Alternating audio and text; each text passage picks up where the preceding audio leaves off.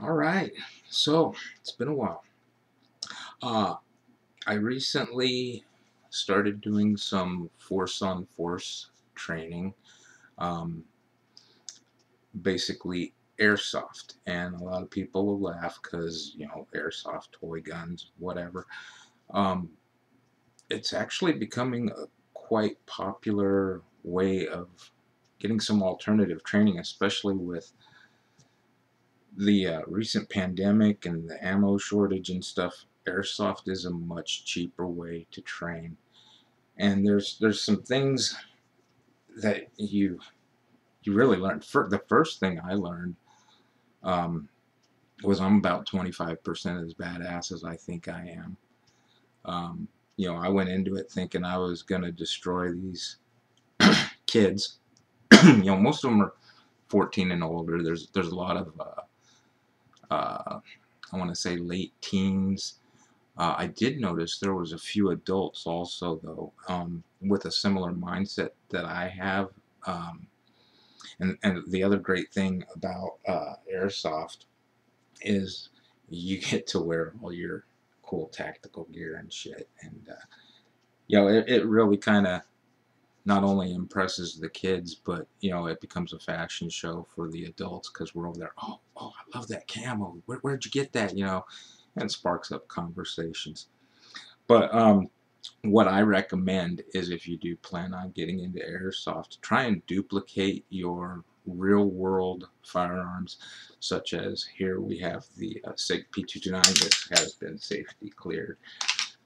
There's no ammo in here. I am a trained professional. Please do not attempt this at home.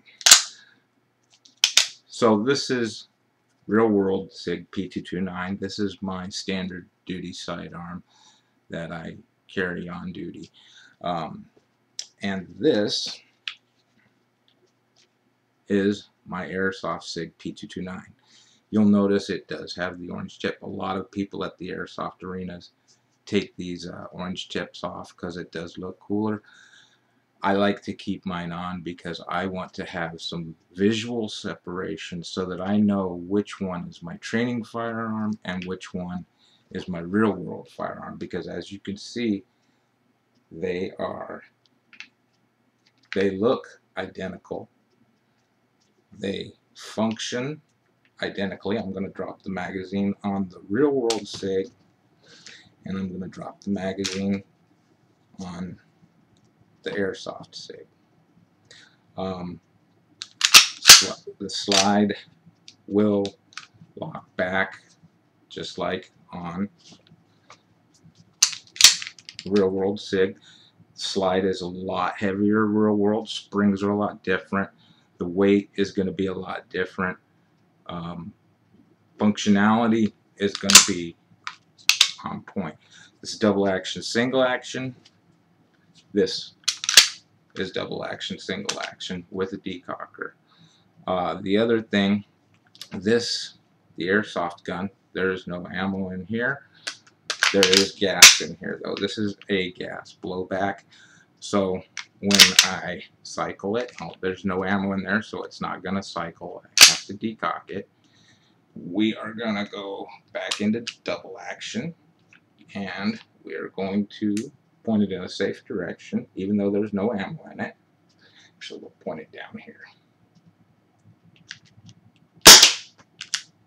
And there was one in there. I'm glad I did that.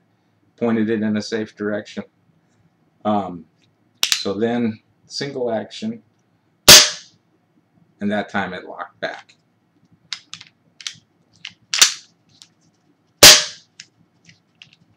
When there's ammo in there, it'll cycle regularly.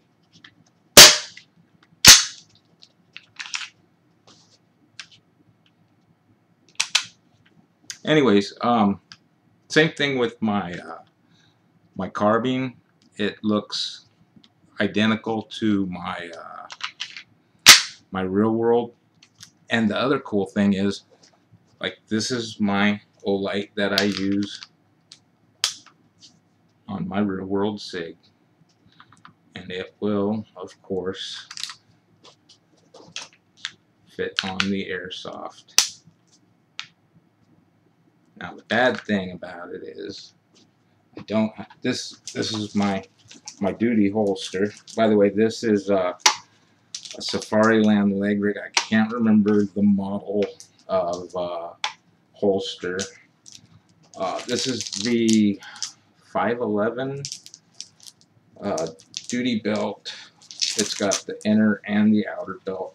Now I did replace the buckle. I didn't like that cheap polymer buckle that came with it, and I got a ratchet style one. Anyways, back to the actual holster. So my duty sidearm fits in there, and it's a level 2, so I have to, of course, activate the lock or deactivate the locking mechanism. And same thing with the Airsoft. Fits in there and comes out nicely. So yeah, that's the other good thing is all your gear that you already have for your real world stuff will translate over into Airsoft. Some other valuable lessons that I got out of it